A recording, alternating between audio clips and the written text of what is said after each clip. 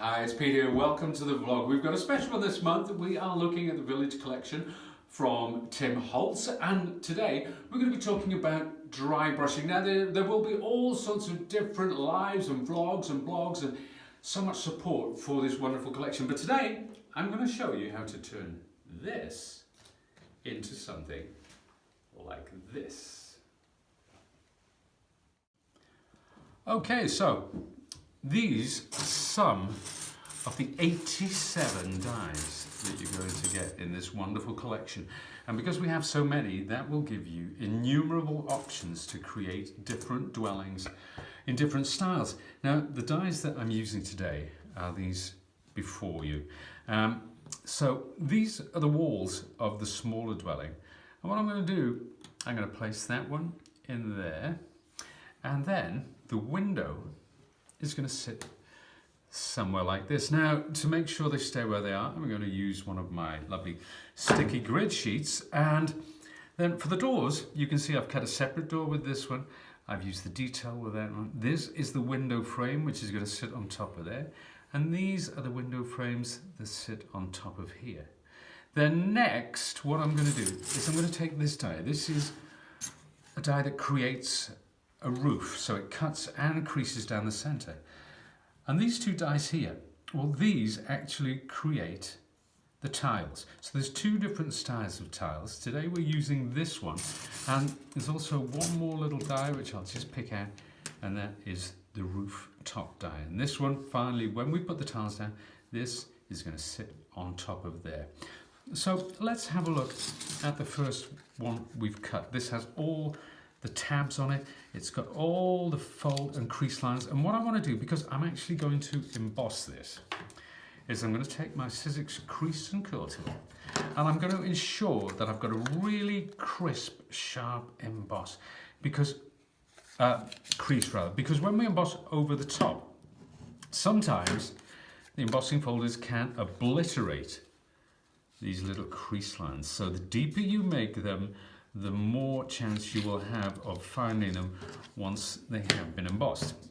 And now to emboss this, I'm going to use one of my 3 mini folders, and these are they. Now we have brickwork, that's mini brickwork, we have mini lumber, which is wood, and we have mini cobblestone. Now let's take a look at those 3, which have been embossed onto black card, and then we've used a dry brush technique just to bring that detail to the fore. So what I would do, let's just take that away for a second, is take my brickwork and I would actually put the wall in like so. I'd spritz this first with clean water to ensure that the fibers stretch. Then I'll close that up, make sure it's parallel, run it through the machine. Then I take it out and I would do the other wall like so. So I wouldn't do them both at once, but one at a time like that. And that would give me something like this. Now you can see here, this is one where the aperture has been pre-cut. So there's that lovely brickwork. It looks fantastic already. But once we start with these dry brushing techniques, I'm sure you'll agree that it really, really does bring it to life. Also, I've dry brushed some of these. Now these also started off as black card, and I've used some cream and I've used some brown card just to add the detail. So there's my door, my 2 window frames, and the 2 tall window frames. Now I'm using a hodgepodge of different acrylics, some of which I've collected down the years. You can blend your own colors, you can use whichever brand you prefer. Always best to use matte acrylics where possible for this. The beauty of it is they dry so quickly. And to apply the dry brush, now I think Josh and I, we prefer different brushes. It all comes down to personal taste. I like to use this. This is really for watercolor washes, this brush. It's a very delicate brush, and that's why we want to ensure that we always clean these up properly afterwards. So I'm starting off, I'm going quite heavy with this red. You could almost call it a brick red, I'm sure. With this red color. So I'm going over the top of that texture, but because it's a kind of a dry brush technique, and this is not totally dry, this brush, this does have quite a bit of pigment on, but because I'm spreading it out like so, there's not too much pigment, and the reason for that is it's not getting into those little details too much, so the cracks between the bricks, they stay black, and that's what gives me the contrast. And dry brushing is all about contrast and texture. That's what we want. So there we are, a bit more pigment on that one. Remember, another thing, and goodness me, we say it time and time again, you can always add more, but you can never take it away. So always start off rather lightly, and you can apply subsequent layers as you see fit.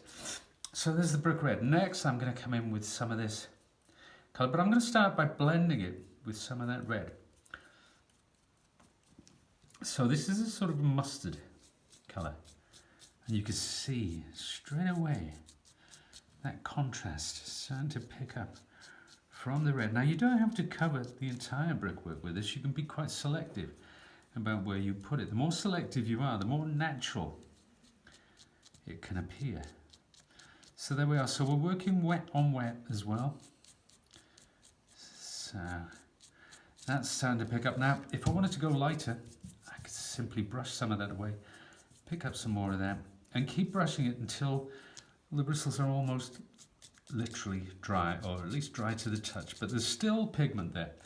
Now the next colour, it's a kind of a buff colour.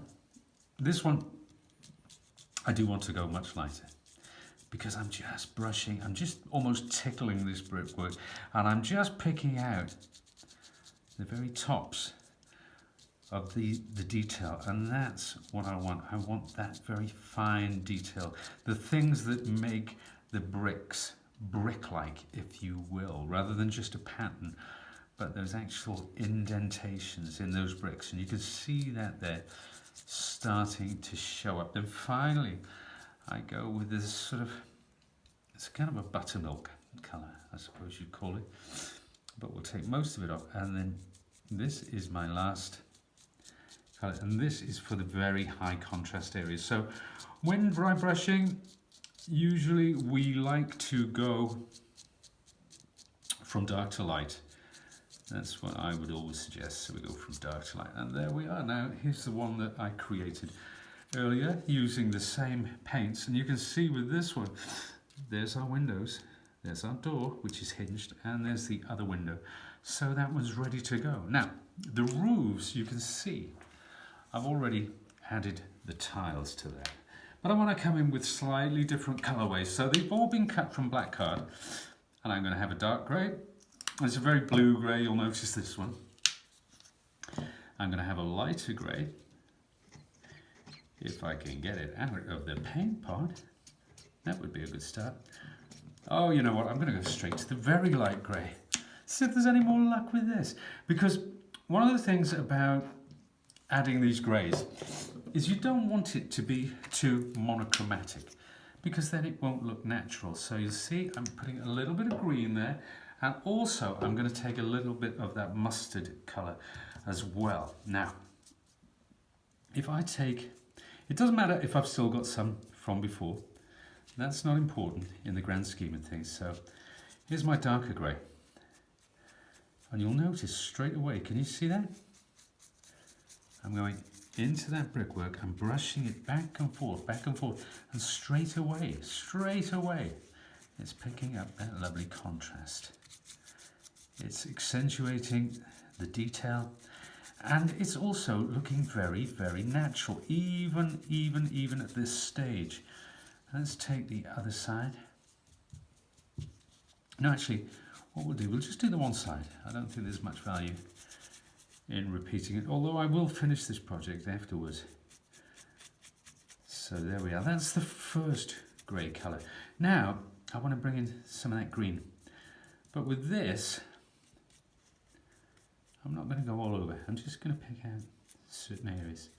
Can you see the difference, that contrast there? I hope we can pick that up for you. I'll come in again with a bit more of that green around the bottom there. There we are.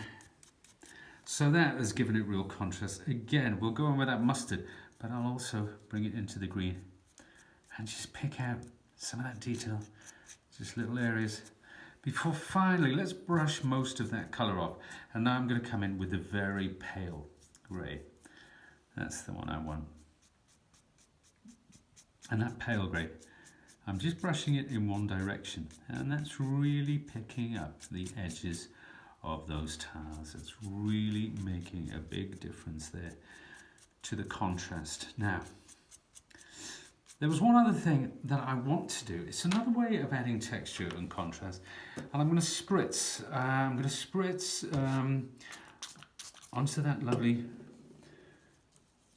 brick red paint and thin it down. What I'm going to do, I'm going to use that. I'm going to add splatters. Just like that. So I'm picking the colour up and I'm splattering that over there like so. I'll also take some of our buttermilk, the lighter colour, and I'm going to do the same. So I've added some water to that, and let's pick a little more of that. Just very small, faint speckles. Again, that makes for a much more natural finish. I can also do that on the brickwork as well, but that's starting to look pretty cool. And I'll just leave it to one side. Now, before I put these walls together, let's take my silicone mat and put that to one side, because I'm going to put these walls together, show you how easy it is to construct this house.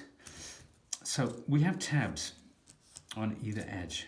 Okay, what I'm going to do today, I'm going to use my hot glue gun, but I'm going to ensure, you see the grid lines on this mat, I'm going to make sure that they line up perfectly. So add the hot glue to the first one, make sure it lines up with the other one, and there we have it. It's that simple. You can use double-sided tape, you can use express glue, it's entirely up to you. I'm only using the hot glue gun because quite frankly it's instant, and you don't want to watch me holding down 2 pieces of card to ensure it sticks. That's not the most interesting part of this vlog, but there we are. That's up and ready to go. We've got all those lovely little apertures, and I'm going to bring back my mat, and I'm going to scribble with some of my lovely express glue. So I just want to make sure that's spread out. Perfect.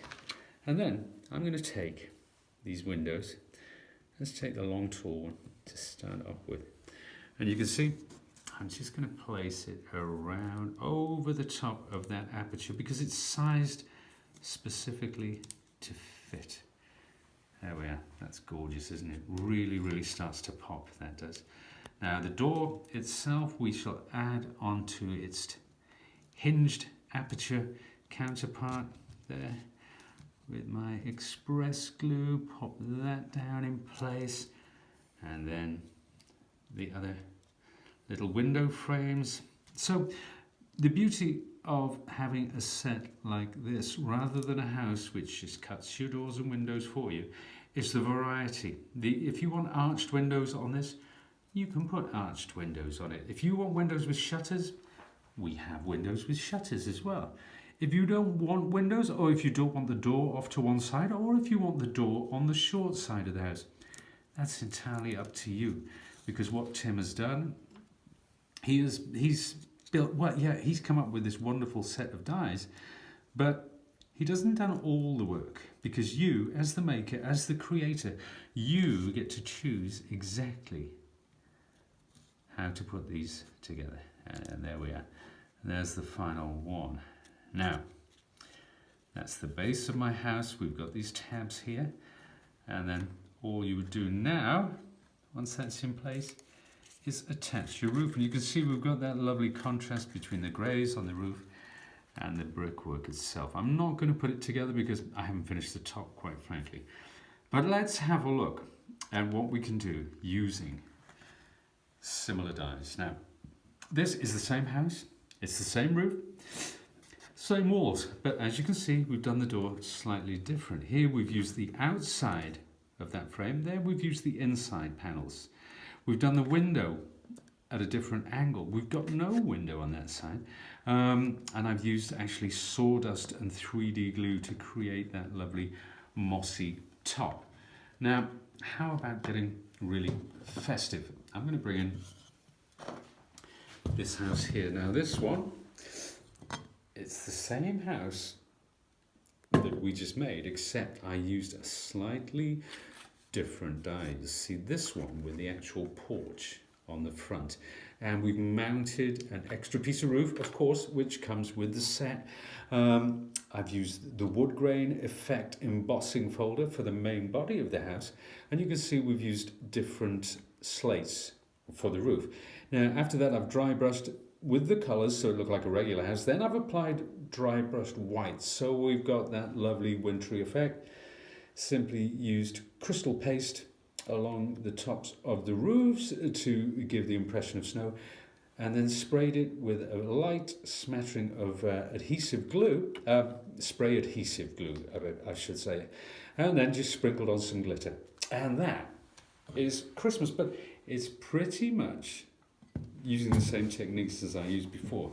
Now, how about we take that house and we cut another one and we stick one on top of the other. So let's say we stick this one, or that one rather, on top of this one.